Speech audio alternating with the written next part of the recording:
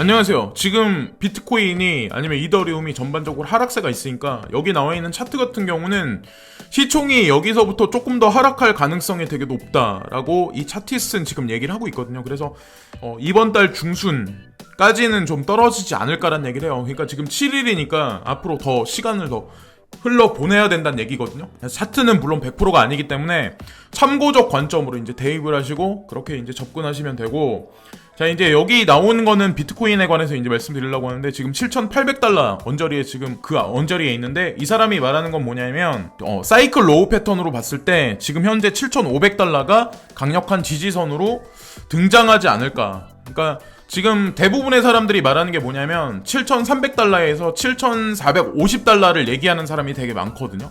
대부분의 차티스들이. 그래서 비트코인을 만약에 추매를 하시겠다, 아니면 뭐 비트코인에 투자하시겠다 하시는 분들 같은 경우는 조금 점진적으로 조금 시간을 두시고 점진적으로 매수하시는 게 좀 포인트가 낫지 않을까. 그리고 알트코인도 만약에 여기서 사토시가로 좀 약간 어느 정도 페어했을 때, 그러니까 비트코인하고 페어했을 때 지지를 어느 정도 해주고 있고 상승하는 건 사실인데, 원화로 했을 때는 그 자리 그대로 있는 건 사실이에요, 지금 현재. 근데 여기서 만약에 비트가 더 까지면 아마 사토시가도 제가 개인적으로 봤을 때 지지를 못하고 더 까진다면 아마 원화로 했을 때는 썩 좋지 않게 갈 확률이 되게 높다고 저는 생각을 해요. 어쨌든 그거를 참고적 관점으로 이제 한 번 더 이제 말씀드리고, 전체적인 시장 상황이 숫자로 봤을 때는 조금 이제 하향 곡선을 그릴 확률이 되게 높다라고 이제 말씀드린 거고, 자, 이건 보리스 존슨이라는 사람에 관해서 이제 제가 영국의 총리죠, 이 사람이 얘기하는 건 뭐냐면, 브렉시트가 됐든 노딜 브렉시트가 됐든 이거에 대한 결정되는 게 25일 안에 결정될 거다라는 얘기가 영국 일간지에 이게 나온 거예요. 근데 이 뉴스를 아마 국내 뉴스에서 보신 분들은 이미 끝났다 이렇게 말씀하시는 분이 있는데, 보리스 존슨이 무슨 얘기를 했냐면, 자기가 추구하는 어떤 그 제안에 관해서 유로존에서 계속해서 반대를 하고 얼마 전에 제안했던 게 이제 거절을 당했어요. 그래서 일주일 후에 다시 한번 제안을 한다. 근데 그것도 만약에 거절을 당하면 본인은 이번 달 말에 강력하게 그냥 브렉시트를 추구하겠다. 본인이 영국 영화한테 잘리는 한이 있어도 그냥 강력하게 밀어붙이겠다는 얘기를 지금도 하고 있거든요. 오늘 아침에 트위터상에서도. 그래서 어떻게 될지 암호화폐 장세랑 연결을 한번 시켜보시는 것도 저는 재미난 관전 포인트라고 생각을 해요. 그래서 14일날, 15일날 이 언저리에 다시 한번 이제 유로존에 제안을 할 텐데, 그 결과가 암호화폐 장세랑 어떻게 되는지, 그리고 이번 달 말에 과연 브렉시트하고 연결해서 어떻게 될지 한번, 이것도 제가 봤을 때는 가장 빅 이슈 포인트가 아닐까라고 이제 아직까지도 이제 저는 생각을 하는 거고, 자, 이건 비트코인 차트인데, 이 사람은 이제 계속 떨어질 거라고 얘기를 했는데 실제로 떨어졌어요. 근데 이 사람이 얘기하는 건 뭐냐면 7,450달러까지 계속해서 시간을 보내면서 떨어지지 않을까라는 얘기를 지금 하고 있거든요. 그래서 이 사람 말이 맞을지 틀릴지는 뭐 결과가 얘기를 해주겠지만, 어쨌건 대부분의 차트를 잘 본다는 사람들, 그러니까 뭐 그런 사람들이 얘기하는 건 좀 약간 하향 시그널 쪽으로 갈 확률이 되게 높다라는 얘기를 하거든요. 물론 속임수일 패턴도 분명히 있다는 걸 알아두시면서 매집에 임하시는 게 낫지 않을까라는 생각을 하고, 자, 이건 피아트머니가 지금 피아트머니가 이제 백에 있는 스테이블 코인에 관해서 이제 오늘은 말씀을 드리려고 하는데, 스테이블 코인이라는 게 이제 등장을 하면서 암호화폐계가 되게 많이, 예전하고 되게 많이 틀려진 게 사실이에요.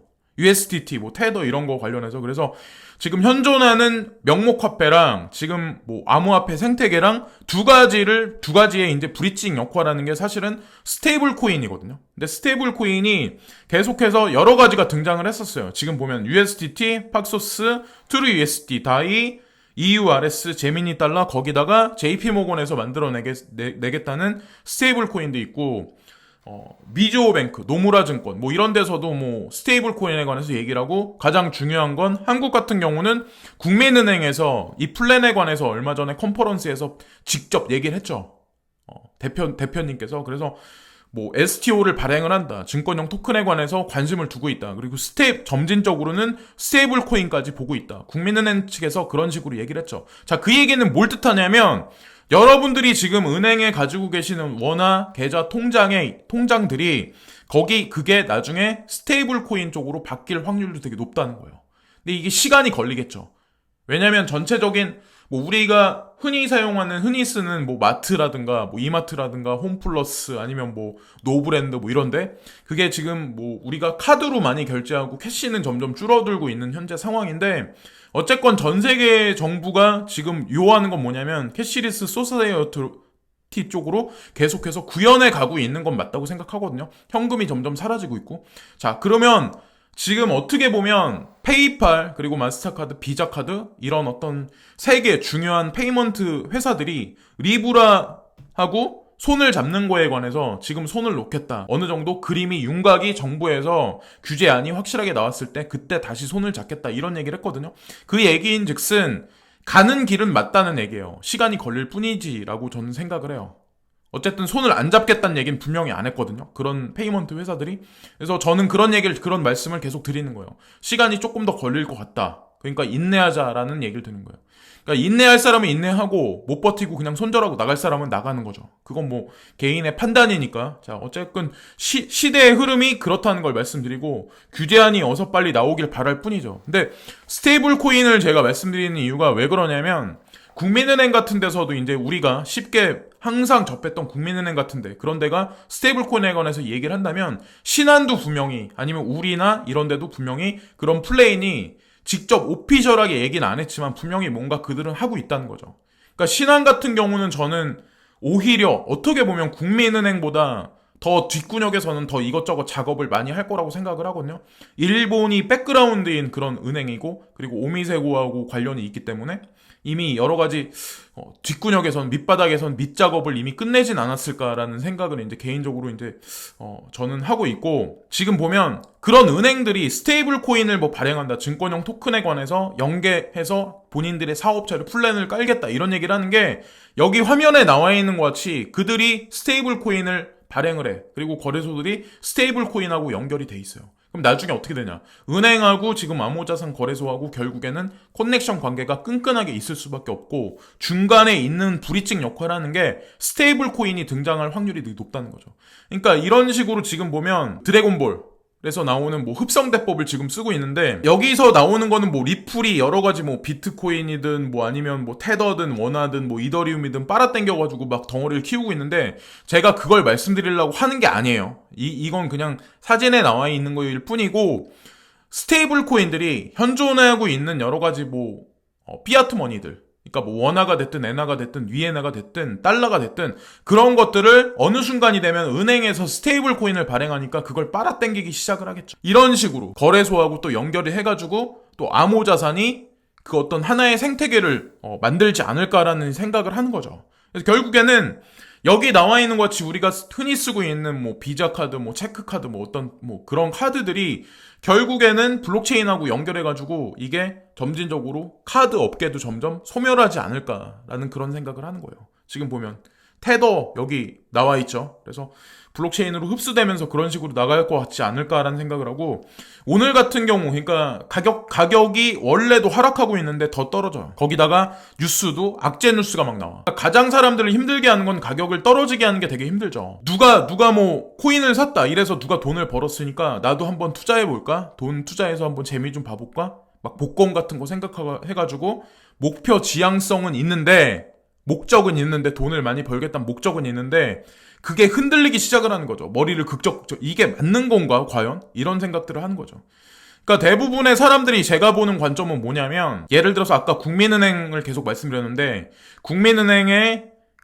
국민은행하고 이제 협력 관계에 있는 아톰리그 랩스 거기에 이제 대표로 계시는 정우현님과 그분들 같은 경우는 뭐 예를 들어서 이더리움이 ICO를 했을 때 제가 아는 가격이 1,500원으로 알고 있거든요. 저는 이제 조금 더 늦게 들어왔지만 근데 중요한 거는 그런 사람들이 머리가 안 돌아가서 바보라서 이더리움이 ICO 할 때 들어왔냐는 거죠. 그러니까 사람들은 제가 이런 얘기하면 행운하다 이런 얘기를 할 거야 아마. 근데 과연 툭 까놓고 얘기해서 이더리움이 지금 10,000원이라고 치자. 10,000원이라고 쳐요. 그러면 그 가격에 그때는 지금보다 생태계가 훨씬 안 좋았고 펀더멘탈도 없었는데 그거를 매집하고 그걸 사가지고 이게 앞으로 자산이 될 거라고 상상하고 생각하고 예측했던 사람이 과연 몇이나 될까요? 이더리움 ICO가 있어. 예를 들어서 그러니까 이더리움이 뭔지 누가 알아요? 사람들이 뭘 근데 그때 ICO가 1,500원에 했다고 그래서 거기다가 1억이 넘는 돈, 5천만 원, 뭐 아니면 1,000만 원, 하다못해 100만 원. 거기다가 누굴 믿고 거기다가 돈을 넣을 사람이 과연 누가 있겠어요? 근데 그런 사람들은 그 과정을 했다는 거죠. 이 시장을 이미 그때서부터 확실하게 봐왔기 때문에 지금의 그렇게 거대 자산을 불리고 그런 식으로 아톰리그 랩스 대표의 자리까지 계시다고 저는 생각을 하거든요. 그러니까 이 시장을 냉정한 시선으로 포텐셜을 볼 줄 아냐 못 보냐 거기에 따라서 저는 갈린다고 생각을 해요. 군중 심리에 따라서 사람들이 막 패닉한다고 그래. 그러면 패닉하고 이 시장 그냥 떠나는 거죠. 미래가 거기에 따라서 이제 결정된다고 생각을 해요. 저도 뭐 그분들보다는 약간 후에 들어오긴 했지만 어쨌든 이 시장이 망하진 않을 거다. 그리고 굉장한 재산이 될 거다라고 생각하는 거에 관한 어떤 그 신념은 변하지 않았어요.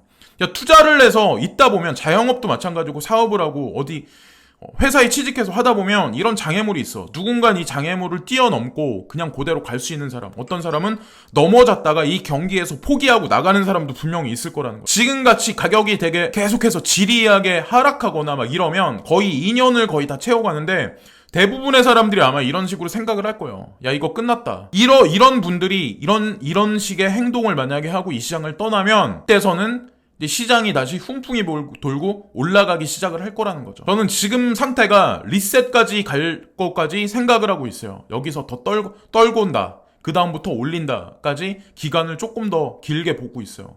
빨리 오면 좋죠. 한 달 이내에 끝나면 좋죠. 물론. 근데 중요한 건 얘네들이 그렇게 호락호락하게 이 시장을 만들진 않는다는 거죠. 그러니까 계속 딜레이를 시키는 거예요. 뉴스 갖다 계속 사람들을 혼동하고 막 이러는 거죠. 그러니까 마스터카드, 뭐 비자, 페이팔, 리브라하고 연동한다 안 한다 이것 갖다 계속 장난을 치잖아요. 브렉시트도 마찬가지야. 브렉시트 한다 안 한다.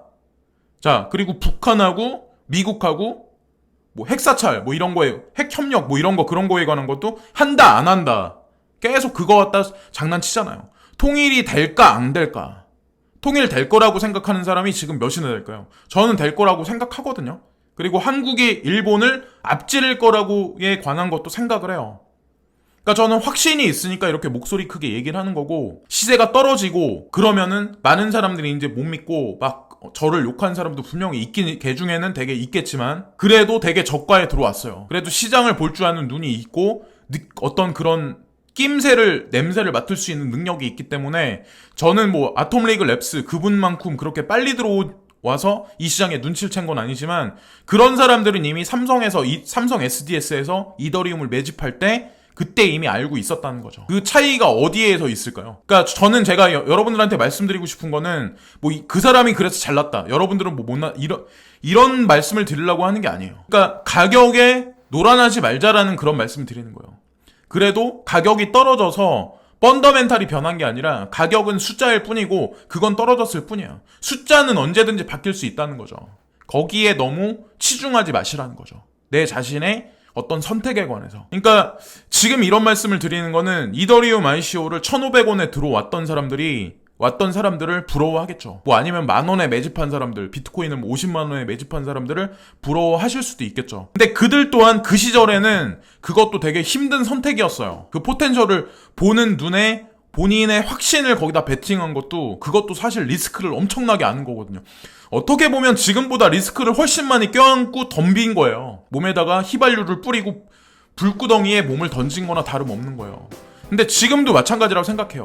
지금부터 1년 후, 2년 후 이 시장을 바라보는 사람들한테 지금 여러분들이 그 가격에 물려 계신 가격이 이 사람들한테는 꿈의 가격이 될 수도 있는 거예요. 그걸 누가 알겠어요? 아무도 모른다는 거죠. 이런저런 말씀을 오늘 드렸는데 뭐 별로 도움이 되실지 안 되실지 모르겠어요. 근데 제가 사업가로서 되게 많이 괜찮게 보는 분이 있는데 셀트리온 서정진 이분이거든요. 근데 이분 얘기를 제가 들으면서 어떤 얘기를 그러니까 제가 닮고 싶은 사람, 제가 이제 존경하는 사람, 그런 사업가 중에 한 사람인데 이 사람이 사업을 하면서 안 된다, 망한다, 거기까지 가고 많은 사람들이 떠나고 이런 적도 있었어요.